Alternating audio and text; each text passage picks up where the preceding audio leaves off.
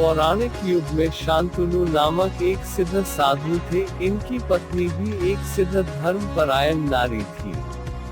कहानी उस समय की है जब शांतनु और उनकी पत्नी बहुत वृद्ध हो चुके थे और उनकी आंखों की रोशनी भी चली गई थी। इन दोनों का एक पुत्र था जिसका नाम था श्रवण कुमार।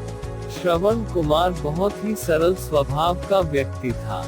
माता पिता के लिए उसके मन में बहुत प्रेम एवं श्रद्धा थी। वो दिन रात अपने माता पिता की सेवा करता था। अपने माता पिता का बच्चों की तरह लालन पालन करता था। उसके माता पिता भी स्वयं को गौरवशाली महसूस करते थे और अपने पुत्र को दिन रात हजारों दुआएं देते थे।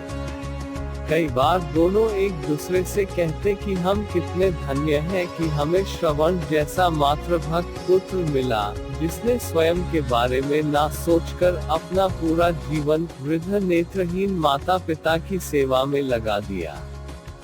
इसकी जगह कोई अन्य होता तो विवाह के बाद केवल स्वयं का हित सोचता और बूढ़े नेत्रहीन माता पिता को कहीं छोड़ आता और खुशी से अपना जीवन व्यापन करता। जब ये बात श्रवण ने सुनी तो उसने माता पिता से कहा कि मैं कुछ भी भिन्न नहीं कर रहा हूँ, यह मेरा कर्तव्य है। जब मैं छोटा था तब आपने मुझे इससे भी ज्यादा अच्छा जीवन दिया और अब मुझे यह सौभाग्य प्राप्त हुआ है कि मैं आपकी सेवा करूँ। आप दोनों जो भी इच्छा रखते हैं मुझसे कहे, मैं उन्हें अवश्य पूरा करूँगा। तब शांतनु और उसकी पत्नी कहते हैं, पुत्र श्रवण, हम दोनों की आयु बहुत हो चुकी है। अब जीवन का कोई भरोसा नहीं है। किसी भी समय हमारी आंखें बंद हो सकती हैं। ऐसे में हमारी एकमात्र इच्छा है, हम तीर्थ यात्रा करना चाहते हैं। क्या तुम हमारी यह इच्छा पूरी कर सकते हो?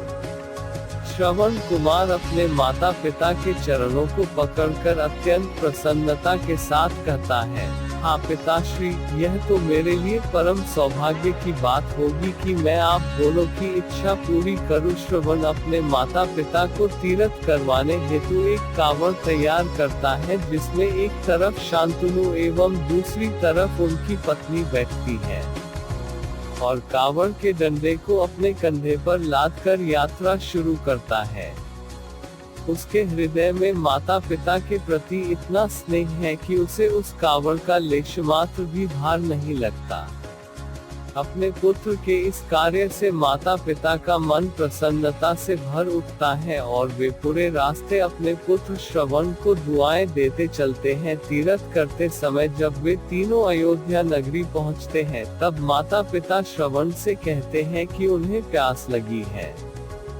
श्रवण कावड़ को जंगल में रखकर हाथ में पत्तों का पात्र बनाकर सरयू नदी से जल लेने जाता है।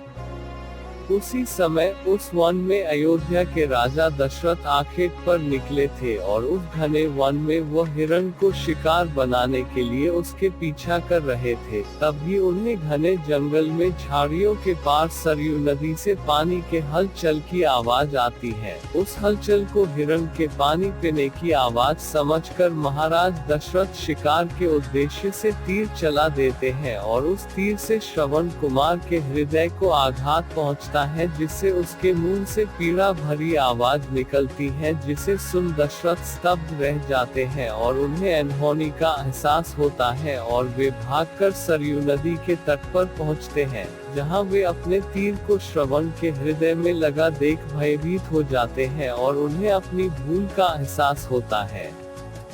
दशरथ श्रवण कुमार के समीप जाकर उससे क्षमा मांगते हैं। तब अंतिम सांस लेता श्रवण कुमार महाराज दशरथ को अपने वृद्ध नेत्रहीन माता पिता के बारे में बताता है और कहता है कि वे प्यासे हैं, उन्हें जाकर पानी पिला दो और उसके बाद उन्हें मेरे बारे में कहना। और इतना कहकर श्रवण कुमार मृत्यु को प्राप्त हो जाता है। भारी हृदय के साथ महाराज दशरथ श्रवण के माता पिता के पास पहुंचते हैं और उन्हें पानी पिलाते हैं।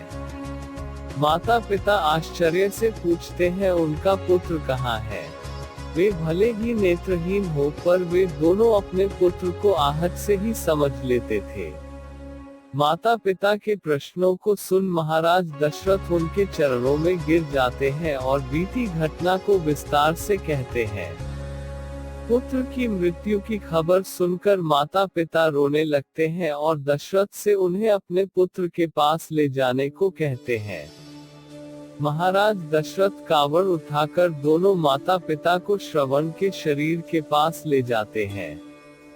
माता पिता बहुत जोर जोर से विलाप करने लगते हैं। उनके विलाप को देख महाराज दशरथ को अत्यंत ग्लानि का आभास होता है और वे अपनी करनी की क्षमा याचना करते हैं, लेकिन दुखी पिता शांतनु महाराज दशरथ को श्राप देते हैं कि जिस तरह मैं शांतनु पुत्र वियोग में मरूंगा, उसी प्रकार तुम भी पुत्र वियोग में मरोगे। इतना कहकर दोनों माता पिता अपने शरीर को त्याग मृत्यु को प्राप्त हो जाते हैं।